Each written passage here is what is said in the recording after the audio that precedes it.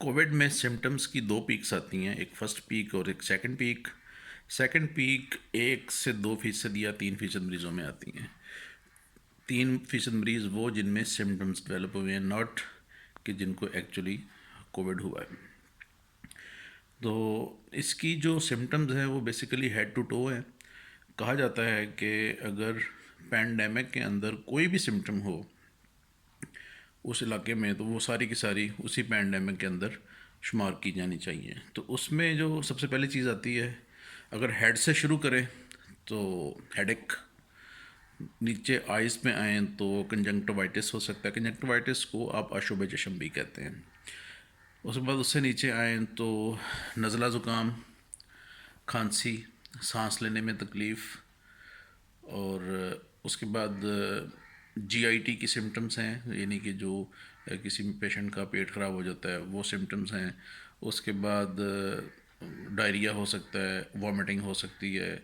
اس کے بعد آپ اس سے نیچے آ جائیں تو کچھ چیزیں ایسی ہیں جو کہ جنرل ایک وائرل ڈیزیز میں ہوتی ہیں، جیسے کہ سردی لگتی ہے، جسم کانپتا ہے، جوڑوں میں درد ہوتی ہے، پٹھوں میں درد ہوتی ہے، اور چلنے پھرنے میں کمزوری فیل ہوتی ہے۔ تو یہ جنرل وائرس کی ڈیزیز کی سمٹمز ہوتی ہیں۔ اور ایک sense of unwell being ہوتی ہے کہ پیشنٹ کو بخار نہ بھی ہو تو پیشنٹ کو لگتا ہے کہ مجھے بخار ہے، میری طبیعت ٹھیک نہیں ہے، کوئی اس طرح کی چیزیں فیل ہوتی ہیں۔ یوزلی یہ والا جو بخار ہوتا ہے کووڈ کا یا دوسری وائرل ڈیزیز کا، یہ کسی بھی تھراپی کو رسپونڈ نہیں کرتا، یعنی کہ ٹھیک نہیں ہوتا اس سے۔ تو اس لیے اس کی ٹریٹمنٹ کے بارے میں بعد میں بات کریں گے، فی الحال سمٹمس کے اوپر رہیں۔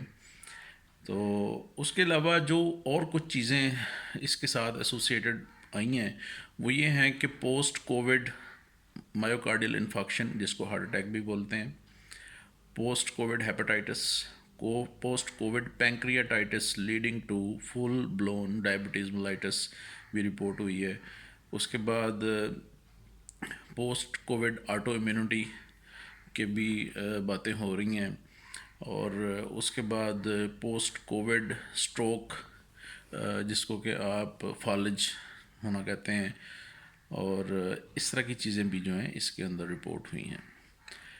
اب جو سیکنڈ ویو کی بات کریں، second wave usually first wave کے کوئی 6-7 دن سے لے کے 15 دن کے بعد آتی ہے۔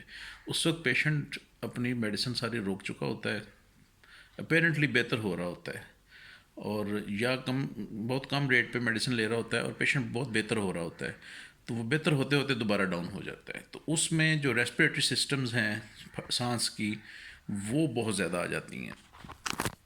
اس میں جو ہے وہ سانس کی بیماری جو ہے وہ زیادہ آتی ہے۔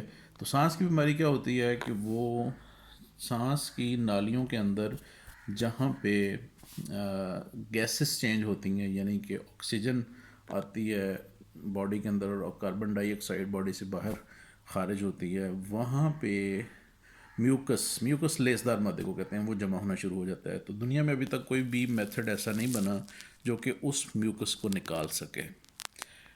وہ خود ہی کلیئر ہوتا ہے، اس کے لیے بہت زیادہ ٹائم چاہیے ہوتا ہے، اور اس دوران میوکس کے ہوتے ہوئے گیسز ایکسچینج نہیں ہوتی، جس کی وجہ سے پیشنٹ کو آکسیجن پہ جانا پڑتا ہے، وینٹیلیٹرز پہ جانا پڑتا ہے۔ نارمل آکسیجن یعنی کہ اس کو ڈلیور نہیں کر رہی ہوتی، وینٹیلیٹرز پہ جانا پڑتا ہے، اور وہ وینٹیلیٹرز سے پیشنٹ، اس میں پھر آگے پیشنٹ کی آتی ہے کہ اس میں ٹائم بائی کرنا ہوتا ہے۔ بعض پیشنٹس 15 دن میں ٹھیک ہوتے ہیں، بعض کا 1 مہینہ 2 مہینہ بھی وینٹیلیٹرز پہ رہتے ہیں، اور بعض پیشنٹ ٹھیک نہیں بھی ہوتے اور اس جہان سے گزر جاتے ہیں۔ تو پھر بات جو آ جاتی ہے اس کی کہ اس کا بچاؤ کیا ہے۔ بچاؤ صرف اور صرف پریونشن ہے، ہاتھ دھوئیں، ماسک یوز کریں، اور گھر سے باہر بلا ضرورت نہ نکلیں، اور کم سے کم لوگ گھر سے باہر نکلیں۔ اگر کوئی کام ایک بندے کے جانے سے ہو سکتا ہے تو اس کے لیے 5 بندوں کے گھر سے باہر نکلنے کی کوئی ضرورت نہیں ہے۔ Thank you very much for watching.